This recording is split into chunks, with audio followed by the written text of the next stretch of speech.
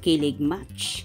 Kim Chiu, tahasang inamin na wino-workout ang samahan nila ni Paolo.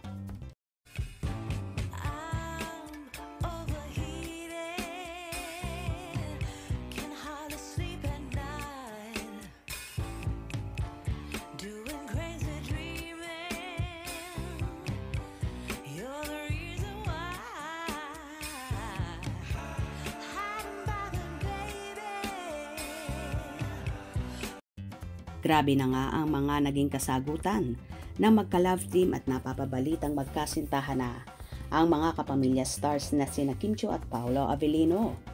Kasalukuyan ngang nasa Los Angeles, California ang magsing irog para sa pagpopromote ng kanilang first movie, ang My Love Will Make You Disappear, na ipalalabas na sa mga sinehan nationwide.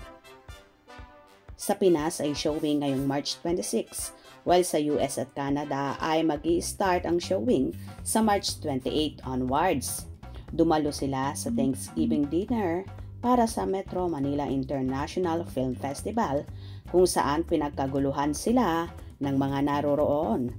Magiging panauhin din sila sa konsyerto para sa mga Filipino na magaganap sa at The Lyric Theater, Cerrito Center for the Performing Arts, Los Angeles, California.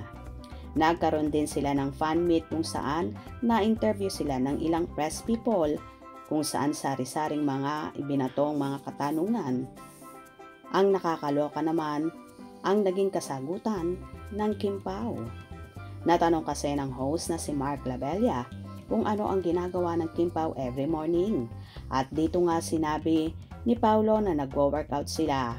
At sundot naman ni Chinita Princess ay wino-workout namin ang aming samahan, kung saan ikinaloka at nagsigawan ang mga taong naroroon. You guys working out together in the mornings? What do you guys do in the mornings together?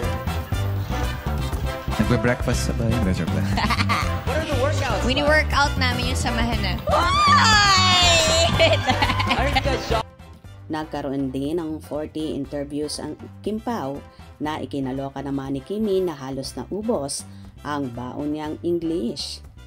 Samantala, halos mabaliw at mapaos naman ang mga taong naroroon sa kasisigaw sa mga naging pahayag ni Kim at Paolo na tila totohanan na talaga ang pag-iibigan, kung saan nadulas at tila nagbiro pa si Paolo na ginigising niya si Kimi para mag-jogging, dahil ayon pa nga sa aktor, hindi naman lahat ng napapag-stayhan nila lalo sa abroad ay may mga gym, kaya ang pinaka-the best at easiest way daw para sa kanya ay ang running, kung saan palagi niyang kasama ang dalaga. Hindi pa man tahasang umaamin ang Kim Pao sa kanilang totoong estado ng relasyon, pero marami ang naniniwala na magkasintahan na sila base na rin sa kilos at galawan nila na talagang kusang lumalabas sa body language nila at di yun talaga maitatago. Well, abang-abang tayo. Malay naman natin may magaganap na pag-amin sa Los Angeles, kaya palaging tumutok sa mga ganap sa Kim Pao.